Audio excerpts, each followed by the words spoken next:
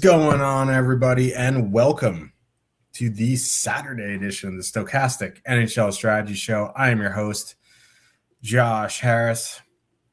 Six gamer here tonight. They made a 5-game, 5 p.m. slate. Could do the math and add 6 and 5, and that'd be a decent main slate. But you won't hear complaints from us breaking down 6 games instead of 11. 6 highly questionable games, however. Montreal Columbus is a big game. That's about it, really. I mean, Philly Winnipeg's a pretty big game. That's true. But is it a great game for DFS? I digress. The other ones are just a bunch of scenes, but that's okay. There is still money to be won. 6 games, you can at least, do a little bit more of a deeper dive on each game. Some of them not even worth it, but joining me to break it down, Slim Cliffy, what's going on? Yeah, here we are, last Saturday of the regular season. Reminder, the season ends Thursday, playoffs start next Saturday. We are going to be doing shows at least for the first round of the playoffs, like through to the end of the month. Anybody that's new here, usually that's about where the DFS shows stop. Like interest in DFS just kind of really starts waning after the first round of the postseason. So we'll be back for the first round, but yeah, we do have 6 games ahead of us here tonight. Another thing is, like, for the rest of the season, paying attention to news is going to be pretty important. Somebody asked a question about that yesterday in the Discord. And I mean, we saw it a couple nights ago with Carolina, where Carolina sat like 8 guys, including the entire top line and Jacob Slavin. Pittsburgh's doing it today, even though they're not on this slate. They're sitting like 7 or 8 guys, including like Crosby and Rust and Carlson and all those guys. Colorado, it's an 8 o'clock Eastern start. That's about an hour and a half earlier than normal. I haven't seen a morning skate from either side yet. I'm wondering if they're even going to have one. It's kind of important because Colorado clinched the President's Trophy the other night. That's first place in the league. They literally have nothing else to play for. They're just trying to get to the playoffs healthy. We don't know. They changed up their lines a bit last game. Jared Bednar, you were mentioning before the show, he doesn't strike you as the type of guy that would bench all his players like Pittsburgh and Carolina have done. But, with Cale Makar hurt, like, how much more risk do they want to take? So paying attention to news is going to be pretty important, because all of a sudden it could be about 6 o'clock Eastern. We find out Colorado's sitting, 2/3 of their top 6 forwards, Devin Taves, and both their goalies or something. You know what I mean? So paying attention to news is going to be pretty important. Obviously, we're going to keep everybody updated in the Discord. Let's try to get through these games as best we can, though. Yeah. I saw the Colorado Avs team post with a preview. There was nothing in there other than Netchus has 98 points on the season. So good for that. We have a $20 super chat from Aaron. He says, last slate of the year for me. You done messed up, Ron. Thank you guys for helping me through the season. Even had a first place in there, and I'm a total DFS newbie. NHL DFS newbie. No, thank you for the super chat. Thank you for supporting us all this year. You didn't really mess up. I just wanted to work that in. NHL is fun. Like, if no one's ever played it before, it's just like, it's a prize pool issue. It's not a fun issue. But yeah, no, I appreciate you supporting us this season. Hopefully you'll be back next season and we'll be ready to roll again. Yeah, thanks. Appreciate that super chat. We always appreciate the support. Glad we could help you in any small way. Like Josh always says, though, you guys are the ones clicking the buttons and making the lineups. We just try to offer the best advice we can, showing off the tools here at Stokastic. So congrats on the season. Hopefully you can keep that rolling into the playoffs. And again, thanks for the super chat.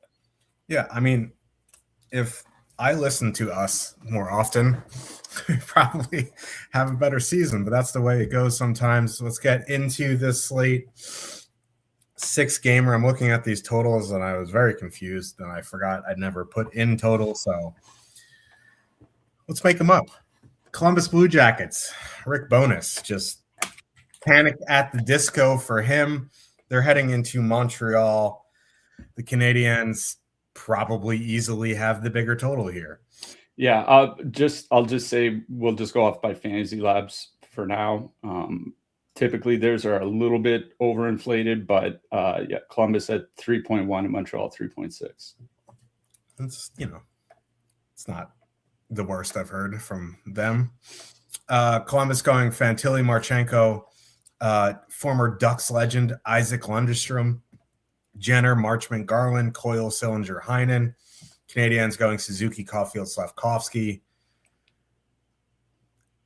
They don't do anything. Like Marty St. Louis, has been wearing tape over his mouth until game time, so he just won't say anything. The other three lines could be different, unless you know something. But no, they changed up their lines a little bit last game. I think part of that was Jake Evans took a 10-minute misconduct at one point, but well, I would assume the top line is together. We're gonna have to see about the rest of warm up. Yeah, Columbus has to win out and then get lucky to make the playoffs. So putting Lundestrom on the top line is certainly the answer. I mean, is it worse than Cole Sillinger? I don't know. It's close. It doesn't matter. I mean, to me, Isaac Lundestrom is the Cole Sillinger of Michael Amadios. So, yeah. Great. Odin's Raven. I mean, it's going to be a tough matchup anyway against Montreal 1, the Suzuki line. They have been their last, I don't know, 100, 150 minutes, they've been a bit more leakier than normal, but they're still the best defensive line that Canadians have. It is a good power play matchup. But Marchenko has been quiet the past few weeks. I don't know if it's a time on ice issue, him playing with not Fantilli. Fantilli and Marchenko together have much better numbers together than apart. What they do with Isaac Lundestrom is probably similar to what they do with Cole Sillinger, and it's just kind of meh. So, I guess I'd look to that second line, Jenner, Marchment, Garland. It's a complete line, at least. But the problem is, I have no faith these lines are going to stick together. Bonus is panicking. So really, if you want to just go back to old Columbus, want to go Fantilli, Marchenko, Marchment, or Fantilli, Marchenko, Coyle, at the worst, you're getting a power play stack in a good spot. That's probably what I would do on the Columbus side. They're not getting a ton of ownership anyway. I just don't really have faith that these lines are going to stick together. So I'd rather just do some sort of power play thing with them, 3 to 5 man, and you can go about your day. The Montreal side, in a nutshell, I like Montreal 1, but then you see their price at $23,200, 25.3% top to 11.4% projected ownership. We were talking a little bit how, Jack Reeves might be a tad overcooked on the season. It's just a lot of sauce. 23,200. They're not playing great minutes because they're, outside of winning the Atlantic and getting a date with the Senators, they're pretty much locked into playing Tampa right now. It's just too expensive for me in single entry. If you want to get there in MME, that's fine. Assuming Newhook and Demidov are together, I'm fine with a 2-man of that. It's just you just don't know until warmups. But my favorite line in this game would be Montreal 1 if they were 15% cheaper. But it's just some sort of Columbus power play stack, I guess, from this game. Yeah, I'll start on the Montreal side. I do want to talk about the minutes for a second because at this, they're not likely to win the division, but a win tonight and they're tied for first. Now, Buffalo does have the tiebreaker, so Montreal's technically 3 points behind, not 2. You know what I mean? But They have been leaning on that top line a little bit more. Obviously, Suzuki he regularly plays 20 plus, like 22, 23 minutes sometimes. Even Caulfield's been in the high teens lately. I went and looked at Slavkovsky's game log. His last 5 regulation games, so not counting overtime games, his last 5 regulation games, 20 minutes, 19 minutes, 20 and a half, 22 and a half, 21 and a half. Like, he is pretty regularly playing over 20 minutes now. And whether that keeps up here tonight, I think, is another matter. But I do think that they want at least home ice, if not a division title. Whether they keep playing those minutes, I don't know. But obviously, they've been very, very good together since the Olympic break, but probably the best top line in the NHL since the Olympic break. And, Slavkovsky, for a guy that's typically not a big shooter / producer, his last 20 games, he's over 2.5 shots per game with 25 points. And then just think of how productive Suzuki and Caulfield have been. I'm not particularly a big fan of Montreal here tonight. One of the reasons is Columbus doesn't really take a lot of penalties. The Blue Jackets are at 2.4 times shorthanded per game over the last 25 games. It's the 5th lowest rate in the league. Montreal's top line, they thrive on the power. I shouldn't say they thrive on the power play. They do draw a lot of their value from the power play. Not so worried about the 5-on-5 matchups. To me, the problem is you've got Colorado sitting right there at a similar price. And, if you do want to turn Colorado into a power play stack, add in Landeskog or something like that. Like, it's still cheaper than Montreal 1. So I have no issue using Montreal 1. 23,200 is just really, really steep when you have Colorado right there. I know Colorado's ostensibly in a tougher matchup, but I just do think Montreal's a little bit too expensive. We have to see what the depth looks like for the Habs. What I will say is that Texier and Demidov are up to 75 minutes together at 5-on-5. 2.6 expected goals per 60. That's not great, but that's above average. And, the Columbus middle 6 can be fairly tough defensively. So it kind of takes me out from using too much of the Montreal depth. So honestly, kind of by default, I do like Montreal 1 the best here. I'm going to be honest. I don't think I'm stacking the Habs. On the Columbus side, when I did the research for the slate, I know Lundstrom's on the top line. I'm using Cole Sillinger's numbers on the top line because I do think him and Lundstrom are basically interchangeable players. And, with Cole Sillinger on the top line, 57 shot attempts, 0.6 goals per 60. Obviously not great. The Columbus power play, 50 minutes together since the Olympic break, 7.3 expected. 7.3 goals per 60 minutes, 6.1 expected. Those are well below average numbers. Like, they haven't even been great on the power play. And Columbus doesn't take a lot of penalties, but they don't draw a lot of power plays either. Tied for the 3rd lowest rate over their last 25 games. Only Vancouver and Calgary are drawing fewer power plays. So, maybe they can take advantage of a Montreal penalty kill, but if they only get a couple opportunities, that's drawing pretty thin. My argument for Columbus 1 is the minutes, right? Like, this line is 13,900. I assume Lundstrom doesn't last there. I'm mainly focusing on Fantilli and Marchenko. But that is 13,900, and they're going to play 19 to 20 minutes, right? And the Habs have been using Dobson and Matheson as a shutdown pair, and let me tell you, it can be an adventure sometimes with those guys on the ice in shutdown minutes.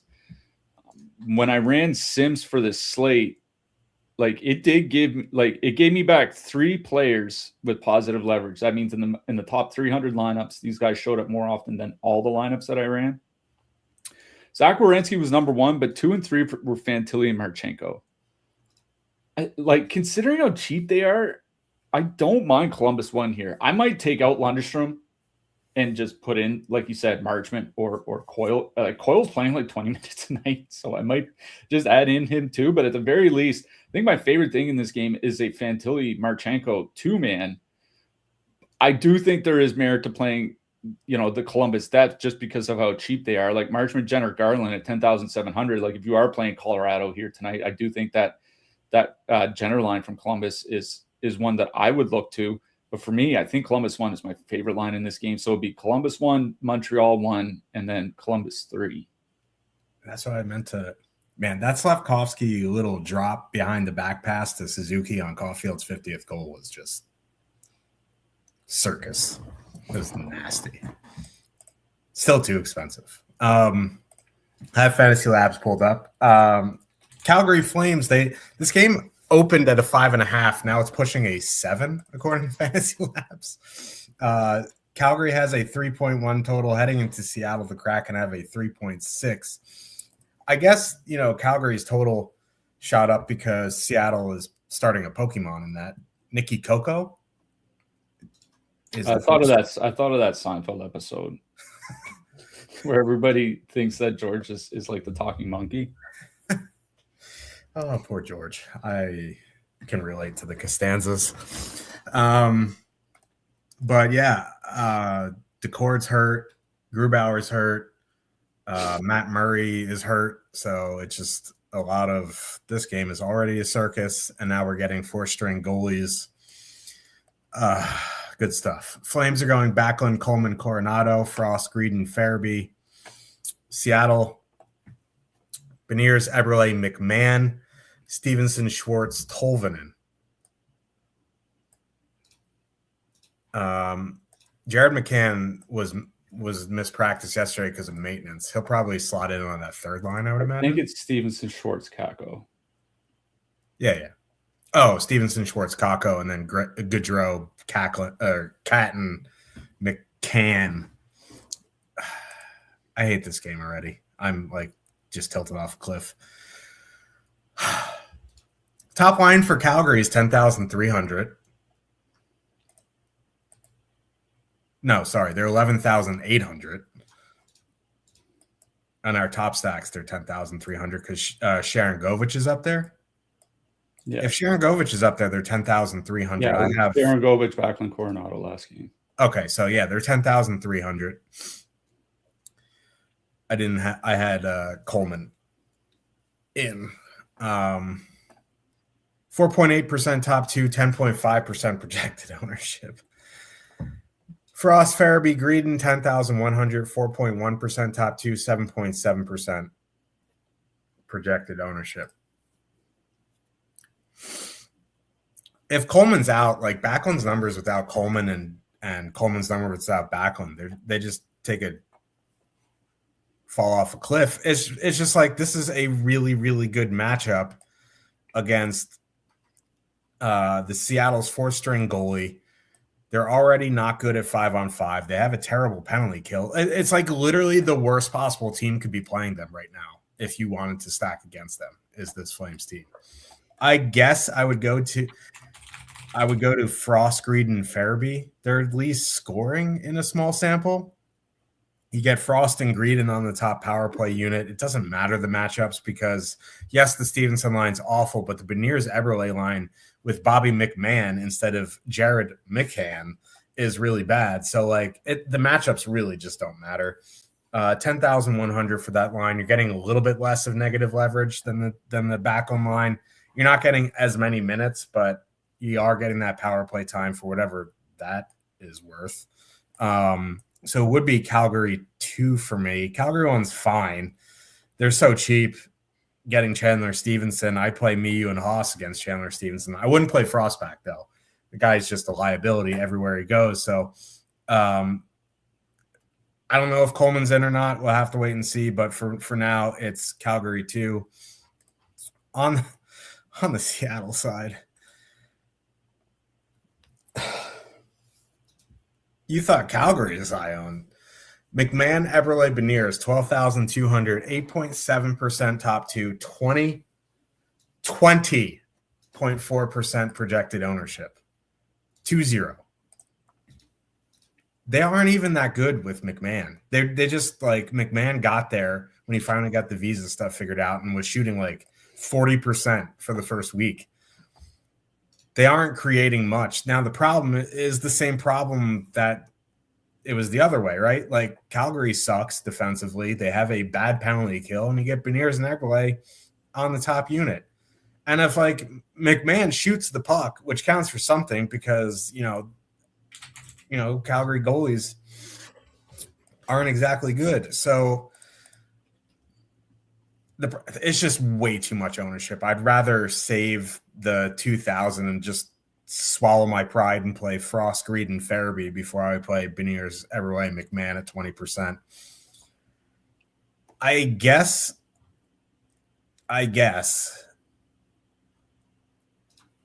And that means gotta get this win is going to put a big old smile on his face. I'd probably play Stevenson, Schwartz, Kakko, or I would just power play stack if I wanted to play Seattle. Neither of those options feel great, but it's a 6-game slate and it's ugly. Like if you're power play stacking Colorado, I think a 2-mana Stevenson Schwartz is fine. Like they're not good, but neither is Calgary. Stevenson's 2,900 on the top power play unit. Like at least Stevenson with Schwartz, they have their quote unquote best numbers together when they're together. It's just still a mess. This game is just so bad that I don't even want to consider it. And if it was 14 games, we'd already be on the next game.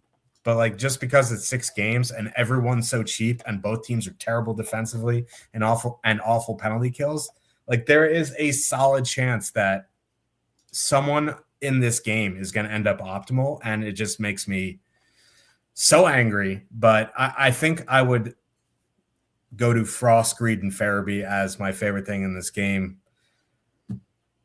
I can't talk about it anymore. You seem kind of upset about this game. At least it's not the Canucks, which we'll get to later. Yeah. See, the thing is like you said, everybody is so cheap in this game, and it's a 6.5 total. Both teams with a team total of 3.1 or higher. And there are a bunch of expensive lines on the slate. We talked about Colorado, Montreal. Vegas is at 20K even. San Jose is close to that. Like there are a lot of reasons to play super cheap lines here tonight. So, the top line with McMahon, like they haven't been great like in generation, but like you said, they have been scoring 3.5 goals per 60 minutes, only 2.4 expected goals per 60 minutes. But, they do get a good ice time between like 17 and 19 minutes at the high end for Eberle, especially, McMahon. He's at like 3.3 shots per game in his 14 games with Seattle. So he's shooting the puck quite a bit.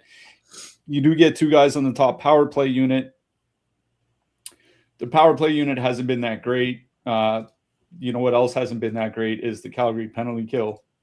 I mention it all the time, but, especially if you look, over the last 25 games, they've had a well below average penalty kill in the NHL. So, it's ostensibly a good power play spot for Seattle going against the Flames team in the bottom, whose PK is in the bottom 8. So, I mean, I get if you want to play Seattle one. And when I ran the Sims, the number 2 forward for positive leverage and the number 9 forward for positive leverage on the whole slate were Jordan Eberle and Matty Beniers. And then, Bobby McMahon wasn't too far behind Beniers. Like the Sims really do love Seattle. I'm going to be honest, this might be a situation for me where, like, if I do need something really cheap, I might just kind of, maybe I one-off somebody from this game. I don't know if I stack in single entry. In multi-entry, I can certainly see, like, having a ton of Seattle or a ton of Calgary and coming in way over the field. In a single entry, this might be a spot where I just kind of go, you know what? I'm hoping for either a 2-1 game or the scoring is really spread out because combined ownership for these lines is 44% for the top 3 lines on each team. And then you add in like whatever power play stacks and all that, like half the field could have a stack of some sort from this game in their lineup. And I feel like kind of just like fading this game and hoping it ends up like 3-1 and nobody goes nuts or anything like that. And then just looking for cheap guys elsewhere. I think that's the approach I'm going to take here, just given all the ownership. I do like Seattle won the best. Like if I'm going to play anything from Seattle, it is the top guys. Like I have absolutely no faith in Chandler Stevenson. I mean, listen, it's not just Chandler Stevenson either. Capo Caco has 17 shots in his last 20 games. Like a quarter of the season, he's under a shot per game. And Chandler Stevenson's shooting less than that. So like, maybe they scored 2 goals on 2 shots and I'm screwed. But if I were to play the depth, it would be the third line. If I'm playing anything from Seattle, it's the top line. On the Calgary side, I agree with you on Green and Frost. That line's getting decent minutes, 16 to 17 minutes a game. They're not generating a ton, 54 shot attempts, but that's actually higher than the Seattle top line with Bobby McMahon. What a game this is. I'm telling you, it's something else. And at 10,100, like you can fit them in with Montreal and Colorado and those things. I don't think this isn't a spot where I'm dropping down to Calgary 3 or something like that. I think the Flames top line is playable. Gonna be honest though, like without Blake, it's weird because Blake Coleman's typically not a high percentage shooter, but like without Blake Coleman, like those guys haven't been scoring all season. Like whenever Coleman's either been out of the lineup or on a different line, they've been able to generate but not score. I mean, maybe playing Seattle's 4th-string goalie, but like, listen, a goalie can do anything in a single game. You always bring up Ben Scrivens in that game from all those years ago. I think of just Drew Comesso with Chicago this season. I don't know if anybody remembers that game. He got lit up the night before and then shut out Vegas, right? He gave up 5 goals on 19 shots against Washington and then went into Nashville and had a 36 save shutout. Okay. So like a goalie, even an AHL goalie can do anything, even against a playoff team like Nashville. And it's not like the Calgary Flames are anywhere as close to Nashville offensively. So I think for me, it goes Seattle 1, Calgary 2, but I think my general approach to this game might be fade and pray. Yeah. I mean, you saw it with Arkham Asylum, that's not his name, but the Toronto goalie the other night against the Islanders. Like, I know he gave up 5 goals, but he faced like 50 shots. Yeah.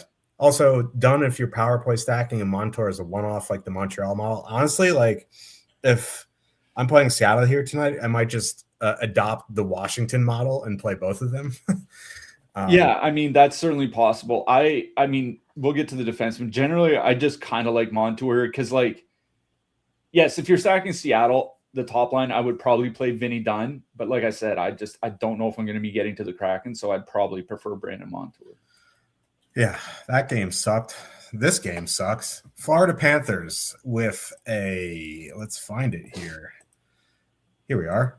3.2 total. Heading into Toronto, the Leafs have a 3.5. How rough of a season are the Panthers having that this Toronto Maple Leafs team has a larger total than you? Florida going Bennett, Verhaeghe, Samoskevich, Lusterine, Bachwist, Greer. I think I just answered my own question. Toronto going Tavares, Nylander, Michelli. Toronto Berube was like, oh, maybe we should put our best player on the top line. I'm not talking about you, Nylander. Domi, Nyes, Cowan at Cowan's expense, who scored on the power play. Good stuff. This game's a mess, but at least like it's a little bit more playable than the last game. Like, okay, just because of how many injuries the Panthers have, this Florida line at 16,500 plays decent minutes for the price, right? They got absolutely wrecked by the Sens on Thursday. But they all played 17 to 18 minutes. And at 16,500, that is perfectly fine. Now, they have a very large top two, 21.4% projected ownership, 23.4% ownership. Sorry, 21.4 top two, 23.4 ownership projection. If you had to tell me I had to play a 20% line price agnostic, I'm going to play this Florida line 99 out of 100 times over Seattle. Give me 17, 18 minutes of a fully correlated Panthers line against this Leafs team. Now, the Florida power play is kind of powerless without like Seth Jones and Tkachuk, mostly Tkachuk. Like you take Tkachuk off the power play and they're really just not it. But, going into Ottawa, their last game, it was literally one of the worst matchups possible from a 5-on-5 and power play standpoint. This turns into one of the best. So I do like the Florida top line here. You want to just straight up power play stack. Like you do the top line plus Luosterainen and Benning for under the price of Montreal won. Like that's just insane. That's probably something I would consider.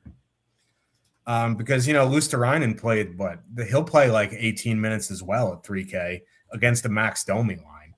And Matt Benning's still min price, even if he plays 16, 17 minutes, but gets the power play time, counts for something. So I do really like Florida one. I think Florida power play is in play as well. I think the Leafs side is playable as well.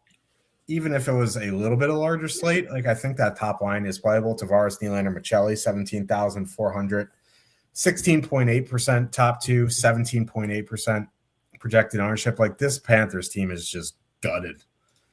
Tavares and Nylander have been pretty good this season offensively. Now Tavares has his ebbs and flows because he's an old fella, but Nylander is still there. Michelli is probably their best playmaker. In this matchup, like at 17,400, while I still prefer the Panthers side, like I think they're definitely playable at that price, the minutes they're going to get. I don't particularly have interest in a Max Domi, Nyes, Cowan line, but I guess this is another situation where you could power play stack. Like the Panthers take a lot of penalties. The Leafs power play isn't anything special either, and it's more expensive to power play stack, but I think it's viable. But all things being considered, I'd go Florida 1, Toronto 1, and then both power play stacks. Yeah, I'll start on the Florida side. I was looking at Ben and Verhaeghe's numbers without Matt Tkachuk on their line. 2.6 expected goals, 2.4 actual goals per 60. It's just not very good. It's like a little bit below league average.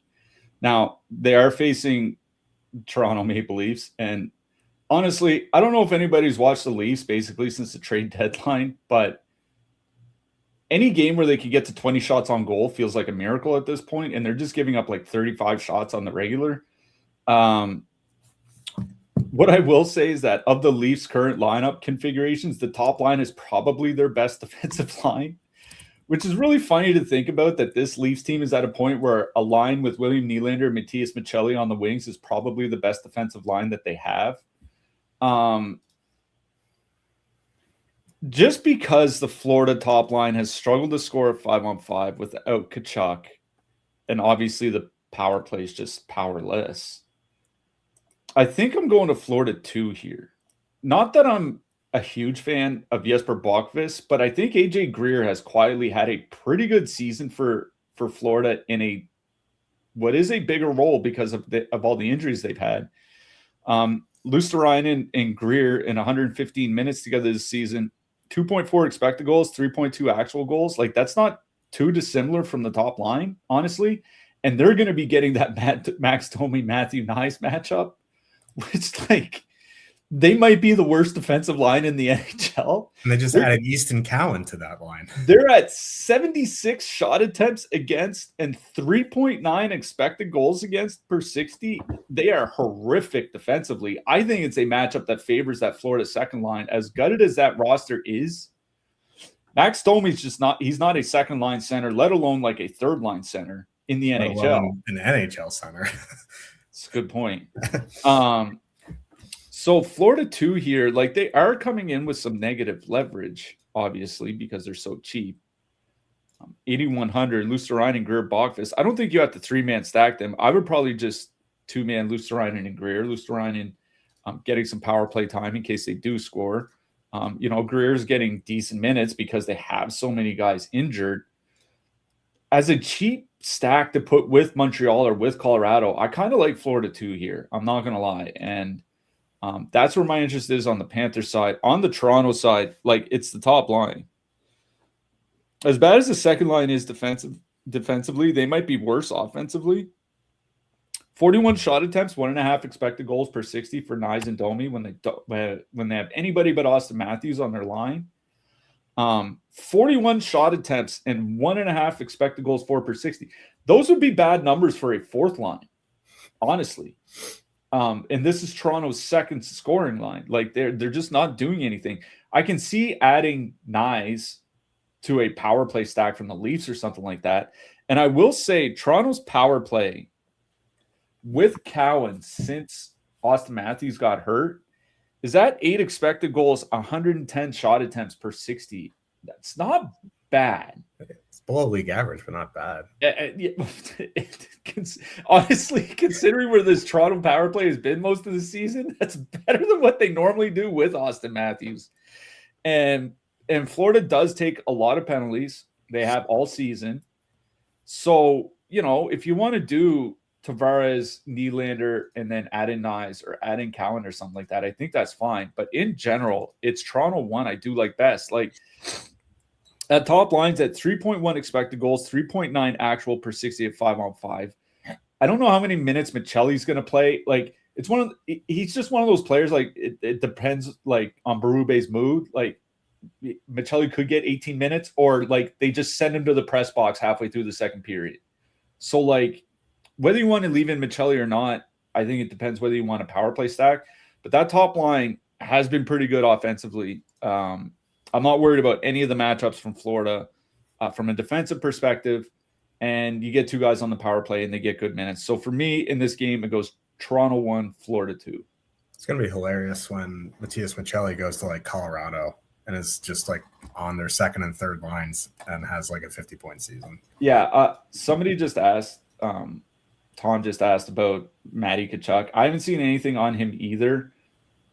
I'm wondering, like, are they just straight up waiting until they go back to Florida? I think they have a game in Florida on Monday, and like, there's no need for him to play. You know what I mean? So I don't imagine he's in tonight, but we'll certainly update the Discord. If he's in, I would imagine that Luosterainen and Greer are still together, and he goes to that line, take Bakwa's spot. But like, I doubt he's joining them wherever. Yeah, I don't imagine, like, after taking 3 games off for the birth of his kid, that he's going to go up to Canada for 1 game against the Leafs and then go back to Florida. Yes, I would assume he's out tonight, but who knows? Not me. That honestly might have been the worst back-to-back games we've broken down on the season. Let's clear the air with some Flyers. Philadelphia Flyers with a 2.7 total heading into Winnipeg. The Jets have a 2.9. This is a big game for both teams, honestly. 5.5 total. Yay. Flyers going Dvorak, Konechny, Martone, Zegras, Forster, Tippett, Cates, Mitchkov, Bump. Winnipeg going Scheifele, Connor, Iafallo, Lowry, Perfetti, Velarde. No one's playing the Flyers here. It's honestly not the worst matchup. Like, I would imagine the Morrissey pair is going to go out against Dvorak, Konechny, Martone, which, like, Martone looks like he belongs. Like, let's not kid ourselves here. He looks really good. But Zegras, Tippett, Forster are going to avoid that Morrissey pairing. And, after you get him off the ice, it's a mess. Like, I know Sandberg is a good defenseman, but he's paired with Neil Pionk, who is the opposite of a good defenseman. So I know they're 15,100 and the price isn't ideal and all that, but they're coming in with 1.5% projected ownership. You get 2 of the 3 on the top power play. Like, Tippett just shoots the puck. Zegras has arguably been their best center or best player all season. I don't mind Philadelphia 1 here. I know, they're not exactly a high-paced team here, but we just talked about some low paced teams that are playable in the Seattle and Calgary. I like the Flyers second line here. If you want to go to the Flyers top line with Martone, I think that's fine as well for $100 more. I prefer Zegras, Tippett, Forrester. Honestly, like Kate's Mitchkoff bump at 9,500 as a filler is fine as well. For if you're playing Montreal or Colorado, if they're playing their guys or doing some sort of power play stack, but it would be the Philly second line. On the Jets side, like, if you think the Flyers are slow-paced offensively, they just grind everything to a halt defensively. They've kind of shored up their penalty kill. Danny V has been very good. I would imagine it's Vladar here tonight. Either way, like, that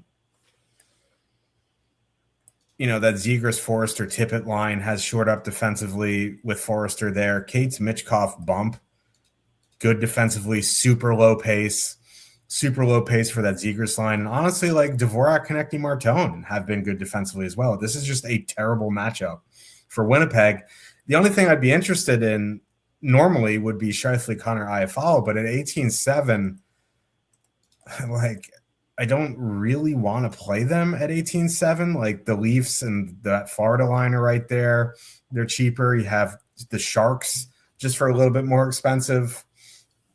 Right above them, you have some Vegas lines in that mix. Like, they're just priced in no man's land, and they only have a 12.9% top two, which is fairly low in that range. So I don't really love anything on Winnipeg. I think if anything, though, it would be Scheifele, Connor, but I just don't love them.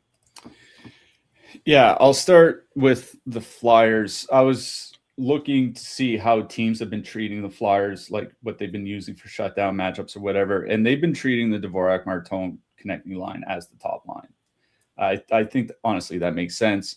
So I do think that Morrissey is going to go out a fair bit against that line. So I agree with you on Tippett, Zegras, Forrester. Now, they don't have a big sample together just because, Forrester's only played a handful of games since returning. They're not high event.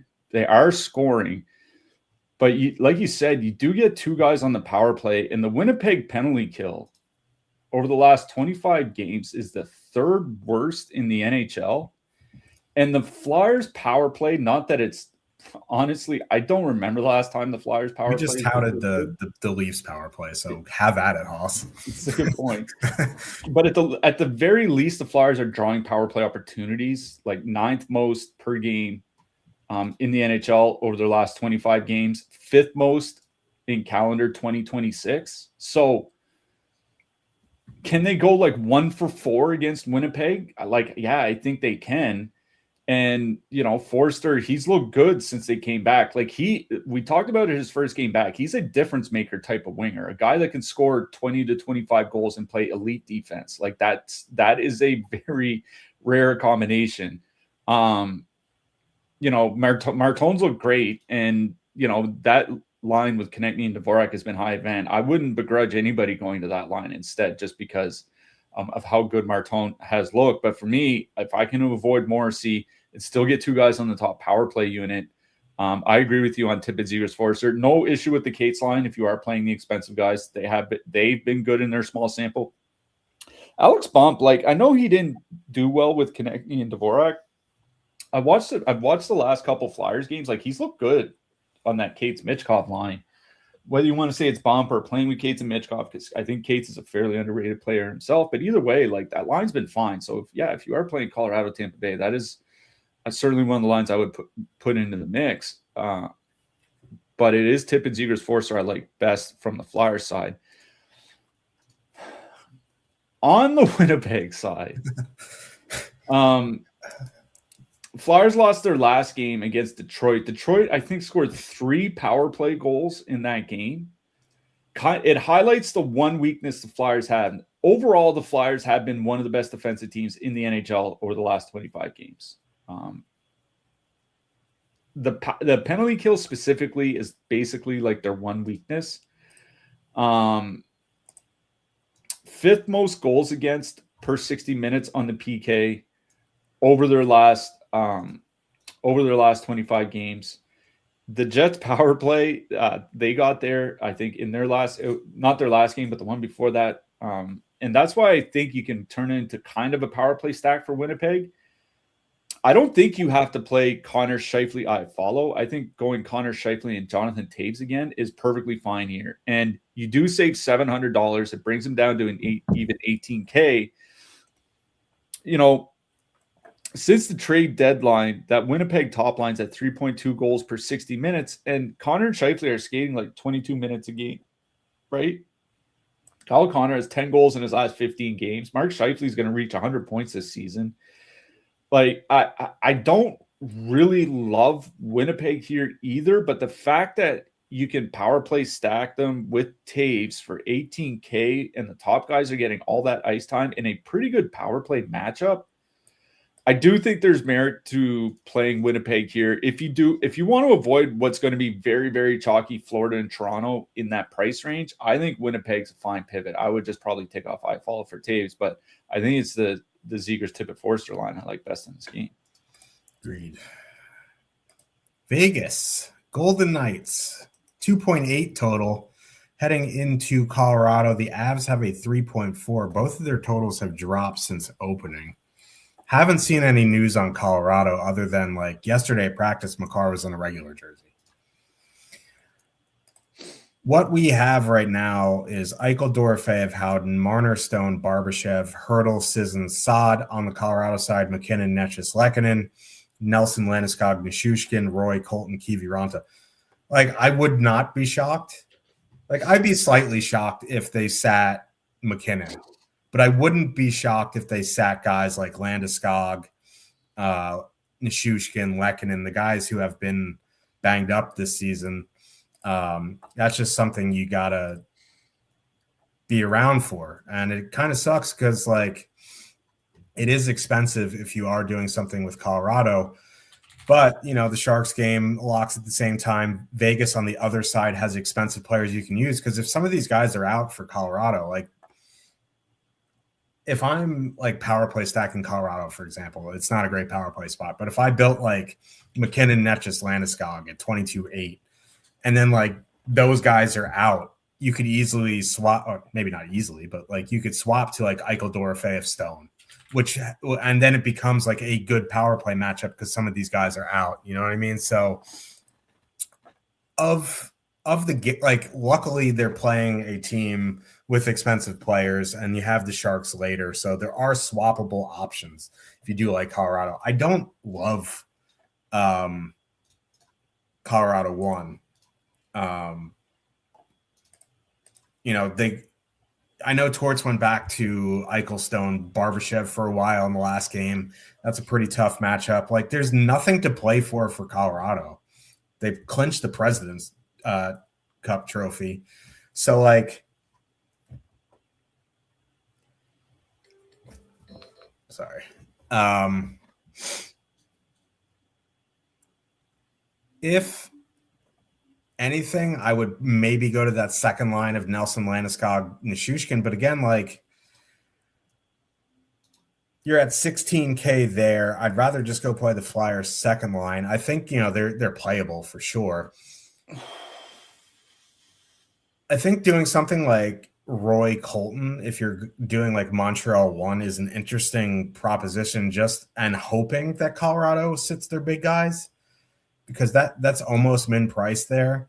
And, they'll get a bump in minutes if those guys are out. I just have a feeling that we don't know what's going to happen with Colorado. We won't know until warm up. So if you do build Colorado, have a swap to Vegas or have a swap to San Jose ready to go. With them having literally nothing to play for, I just don't like them at their price. I don't love Vegas either unless Colorado sits their guys. And then I'd have interest in Eichel, Stone, Barbashev. I think you could turn it into a power play stack there. But if they're not sitting their guys, it's just a tough matchup. Especially if Makar returns as well. And the top two stacks reflect that, Eichelstone, Barbashev, 8.4% top two, lowest top two in that range. Don't really like playing Marner as a center in DFS despite the minutes that he gets.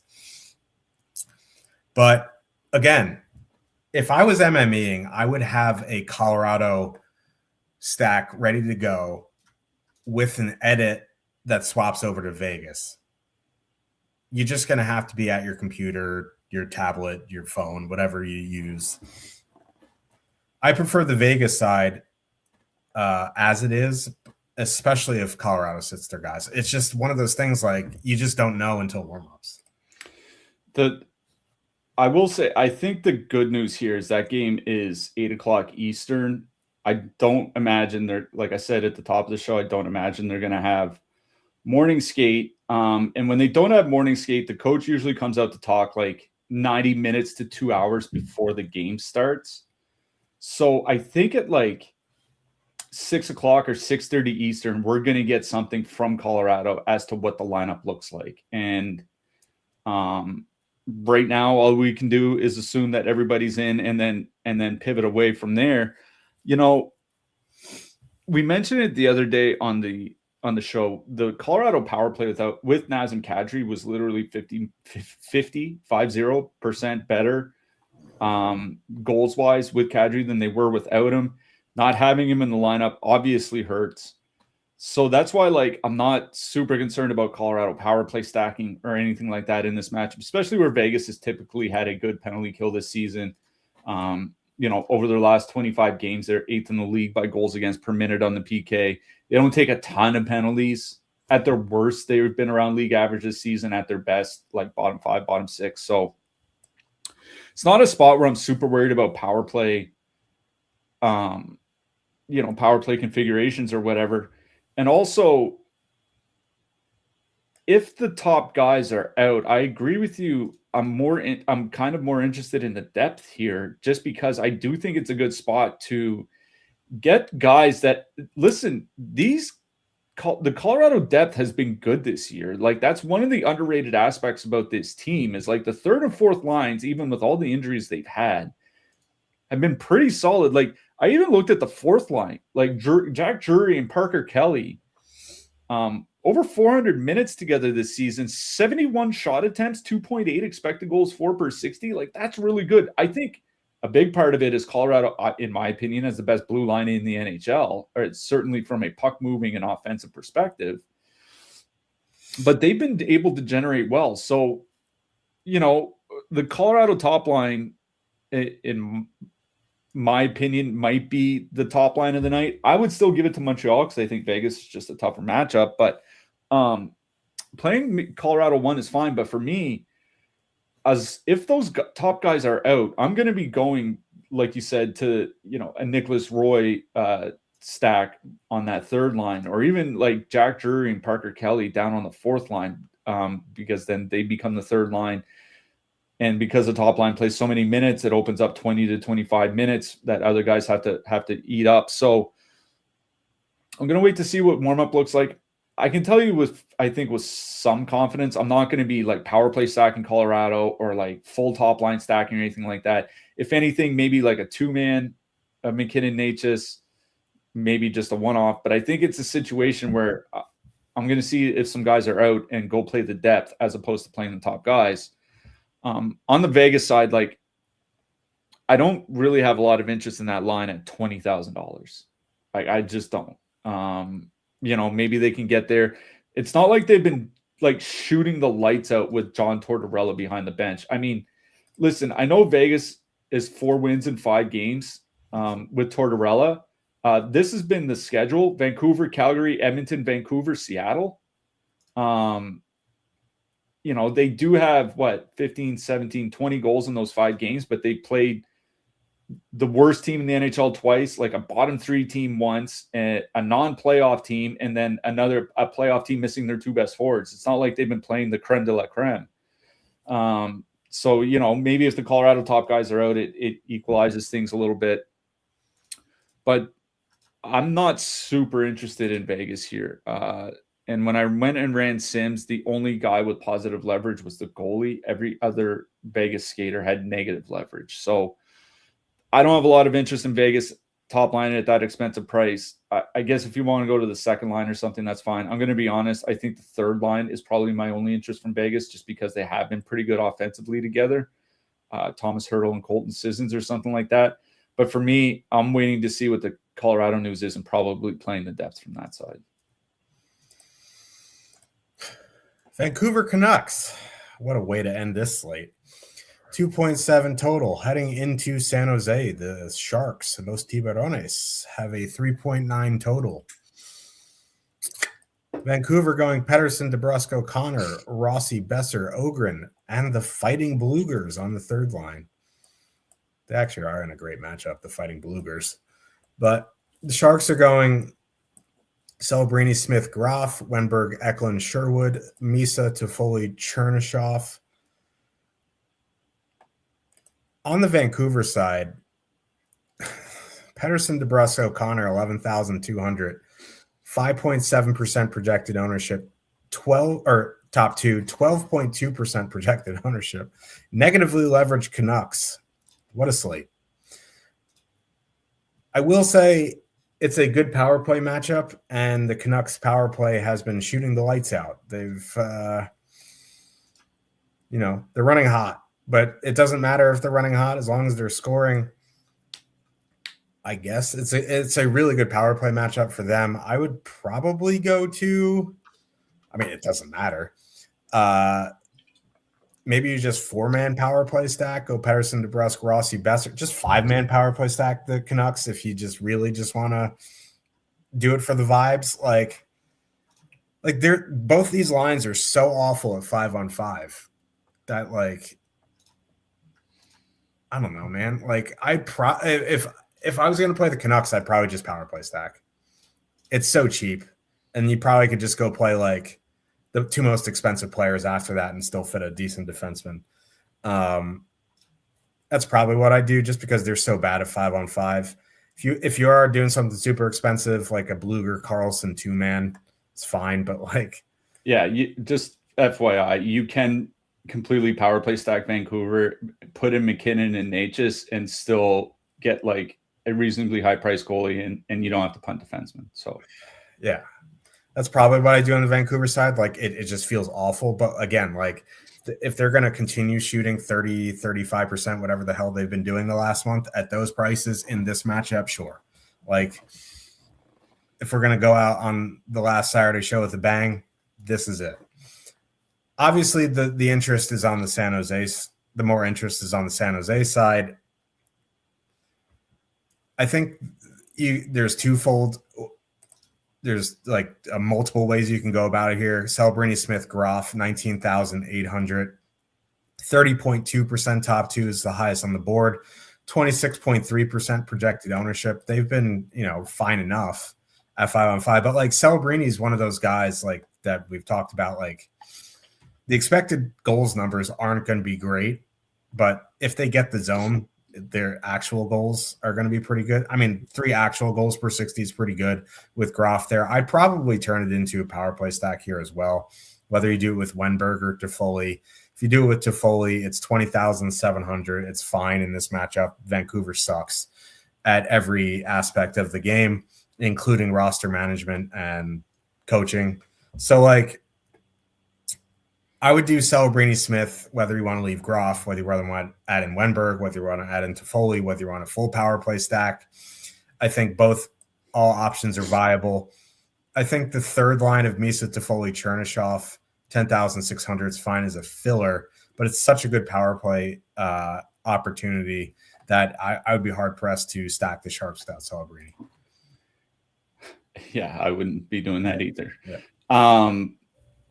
When I ran Sims for this game, it gave me back 5 Vancouver Canucks players with positive leverage. Again, that means more often in my top 300 lineups than all the lineups that I made. 4 of those top 5 are from the top power play unit, and DeBrusque is has one of the highest positive leverages of any player on the board. So it's DeBrusque, Besser, Pettersson, or Hronek. I'll even bring it up just to DeBrusque, Besser, Pettersson, then Drew O'Connor, which I think is fine, giving him his role in the top line, and then Philip Hronek. So A lot of positive leverage on Vancouver, which I understand. The San Jose penalty kill, bottom 5 in the league over the last 25 games. Bottom 5 in the league over the last 40. So this is a very good power play spot for Vancouver. Now, you mentioned they're shooting the lights out, 35%. That's a little high. But they're scoring 18.8 goals in those minutes. So even if you cut their shooting percentage in half and go to like 17.5%, they're still at like 9 to 9.5 goals per 60, which like that's above average. You know what I mean? So the power play has been fine. The San Jose penalty kill has been atrocious. I worry about Vancouver's ability to actually draw power plays though. Second lowest power play opportunity rate in the league over their last 25 games. Fourth lowest in the league over their last 40. San Jose's been taking fewer penalties as the season's worn on. So I worry they only get 1 or 2 chances. That's kind of the problem. But at the very least, I don't mind playing Vancouver 1. I know they're negatively leveraged, but 12% as opposed to 20% plus on Seattle. If you want to do Pettersson, DeBrusque, Besser or something like that, I think that's fine. If you want to just power play stack Vancouver, that's fine. Like I said, you can play McKinnon and Natchez and still get in a decent defenseman with them. So I don't mind a Vancouver power play stack. On this San Jose side, I think it would kind of be the same thing. Vancouver's penalty kill obviously has not been good this year. Last in the NHL by a wide margin over their last 40 games.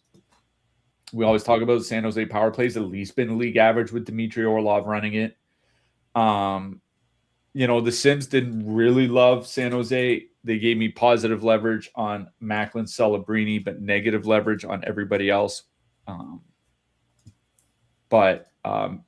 Celebrini, highest projected player on the board here tonight by over 3 points. Like that's over 3 points higher than Nathan McKinnon. I get the matchup difference is why. But that's a lot. I would just flat out power play stack either side. So for San Jose, that would mean, Celebrini, Smith, Toffoli, Wenberg, and Dmitry Orlov. I think if I were to leave one guy out, it would probably be Toffoli just because Wenberg plays so many minutes. But I think it's a power play stack on either side here for me. If you think the refs are out to get you, wait until the NHL draft lottery, my friend. Good point. Here we go. Defenseman. I'll include the 5K guys because there's not a lot in the other range. Werenski in a tier of his own. Josh Morrissey, Lane Hudson, Noah Dobson, Brandon Montour, Rasmus Anderson. It's not a great spend up. It's really just not a great night for defensemen. As it is, like Werenski, if you have the money, is the clear number one play here.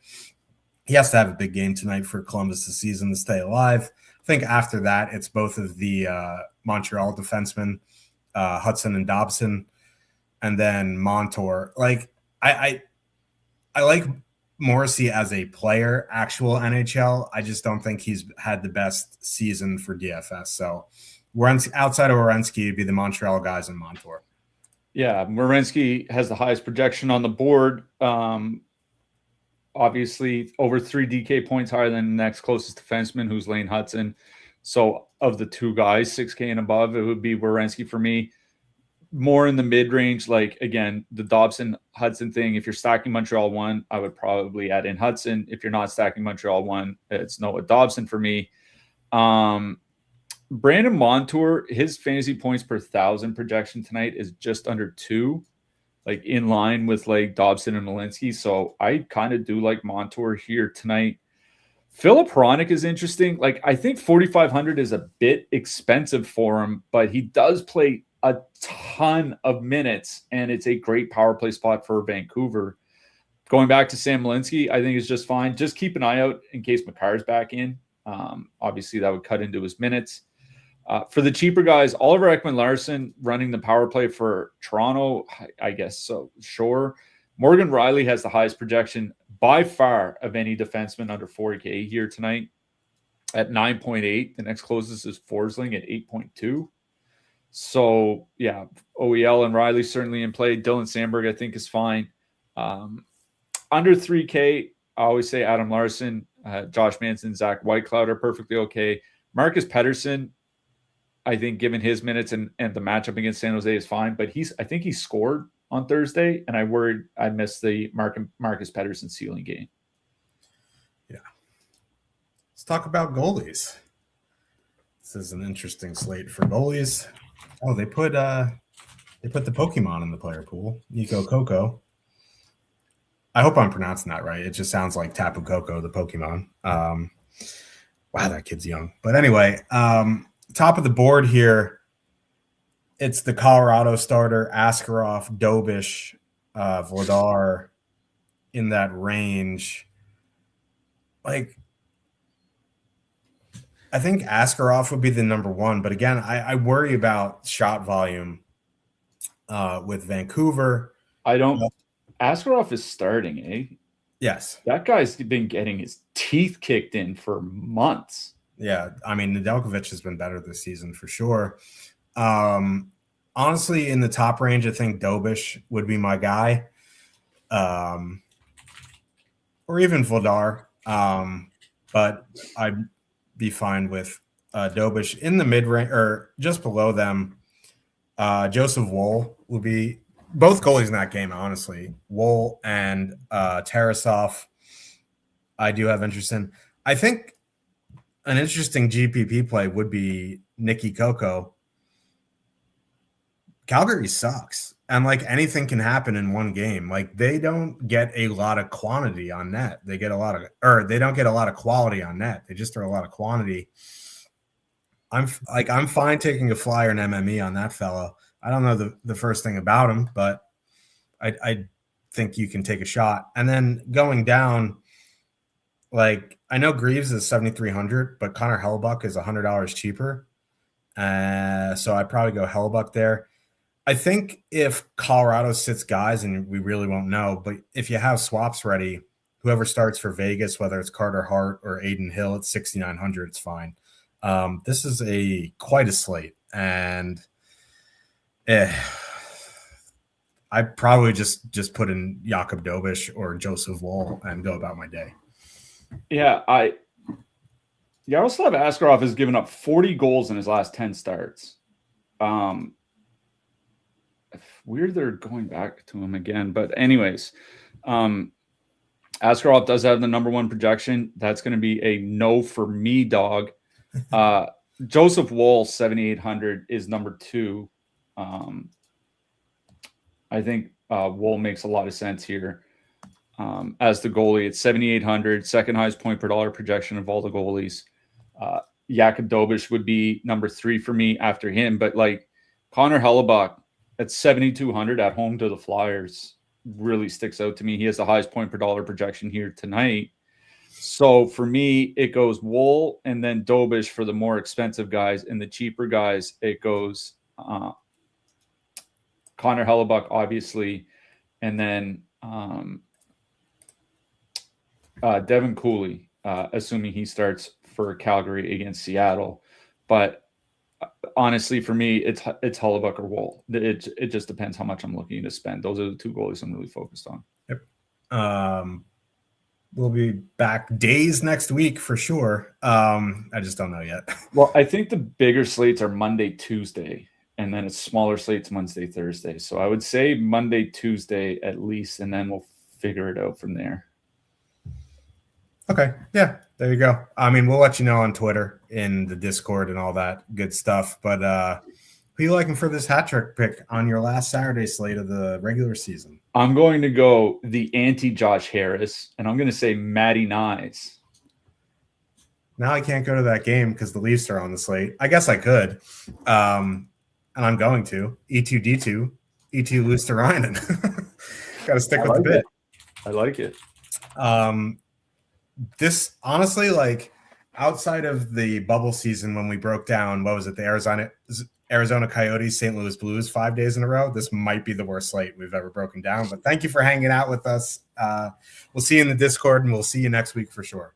Good luck tonight, everyone.